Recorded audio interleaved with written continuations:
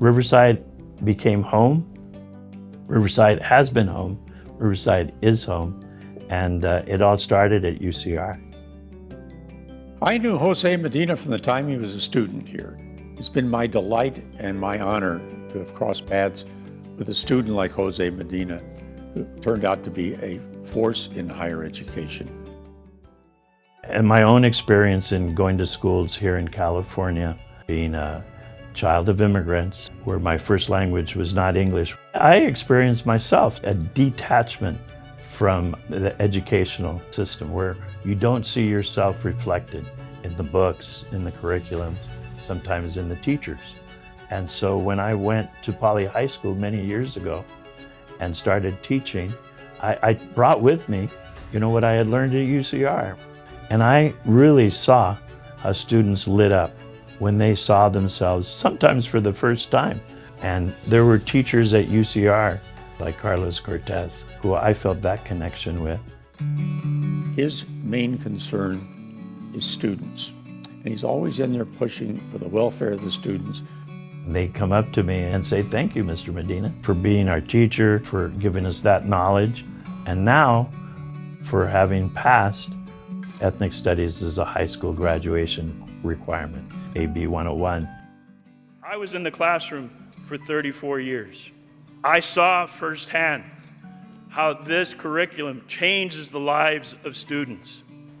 What we are doing is important for the state of California. That bill could be a model for the rest of the United States. I don't know how many state legislators have ever put forth a bill in California that could become a national model for education. And if for nothing else, Jose deserves the award for the vision and fortitude that he had in putting that bill through. My parents always told me that it was important to help others. And growing up in the 60s, we saw politics as a way to do that. And so whether I was in the classroom or outside the classroom, I always wanted to help. As chair of higher education, I've had the opportunity to champion education in the state assembly at all levels, community college, CSU, and UC. So I have fought hard and long. If higher education is accessible, it changes their lives, and that's why I have been so passionate about higher education.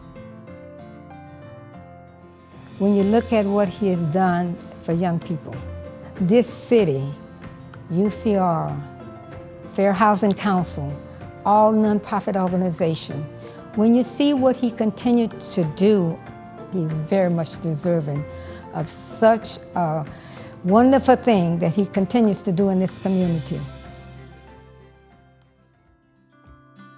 UCR changes the lives of the students who go there. What I hope for the future of UCR and our region is to leave a place that we hope may be even better than it was when we got here. Is certainly something I hope for my grandchildren. His legacy will be giving to others and making sure in return that he has given the best that he can give. But I think in the minds of local Riversiders, his legacy will be his one-on-one caring for individuals and caring about their achievement and opening up doors of opportunity for them. So he's a statewide person. In fact, he's nationally known now. But he'll always be remembered for his local contributions. Thank you, Jose. We will forever be indebted to you, and we can never repay you.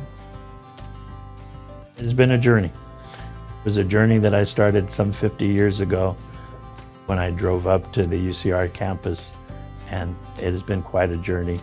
And I remember back on something that I think I heard Cesar Chavez say, that our lives are enriched when we give back, when our lives mean more than just ourselves, and we help others and be involved in something bigger than ourselves.